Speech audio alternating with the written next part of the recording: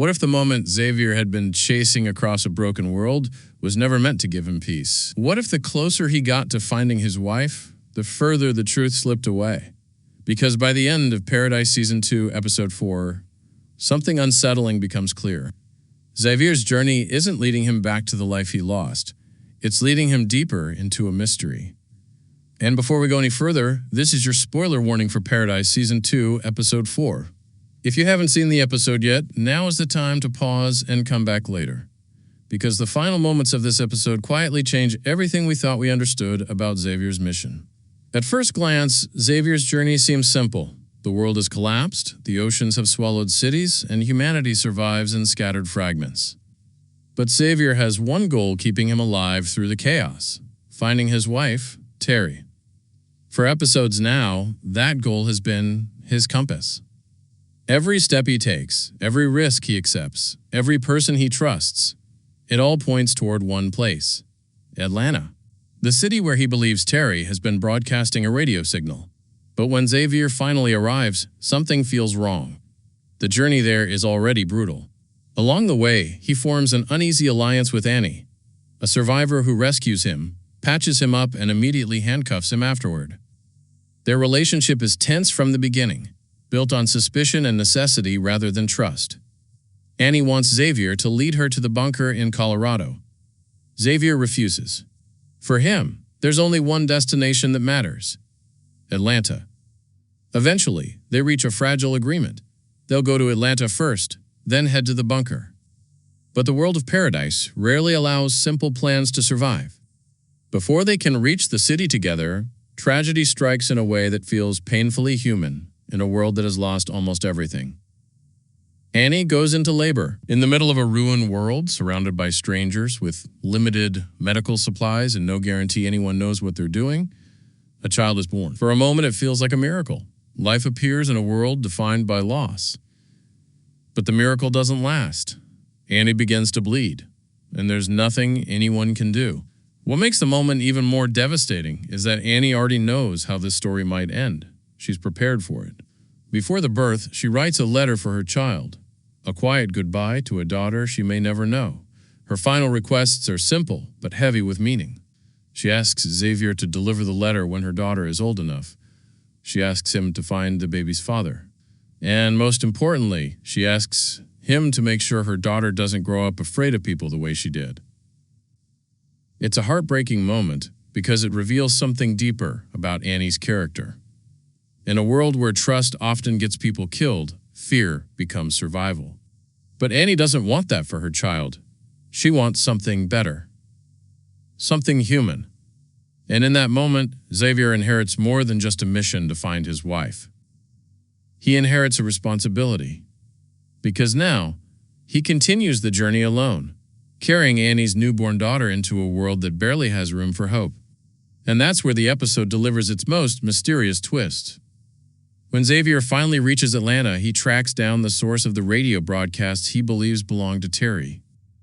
For a brief moment, it feels like the story is about to deliver the reunion we've all been waiting for. But instead of finding his wife, Xavier finds a stranger. The moment is tense. Xavier immediately pulls a gun, demanding answers. In a world like this, strangers are rarely good news. But the man doesn't panic. In fact, he seems almost calm, like he's been expecting Xavier. Then he says something that changes everything. He tells Xavier that he knew Terry. More than that, he claims she was his best friend for the last 3 years, which raises a huge question. If Terry has been alive all this time, why hasn't she found Xavier? Why has she been hiding in Atlanta? The stranger's explanation only deepens the mystery. According to him, Terry didn't disappear. She was taken.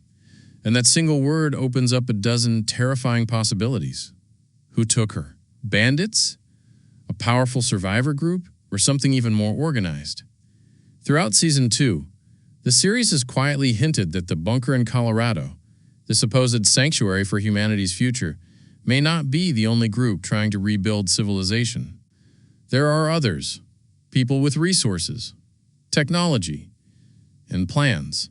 If someone discovered Terry's intelligence, her survival skills, or whatever knowledge she possesses, it's entirely possible she became too valuable to leave alone. which means Xavier's journey might not be ending in Atlanta. It might only be beginning.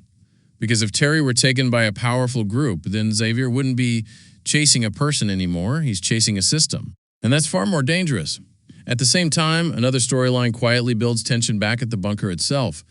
Link and his biker gang have finally arrived, and they're not asking politely.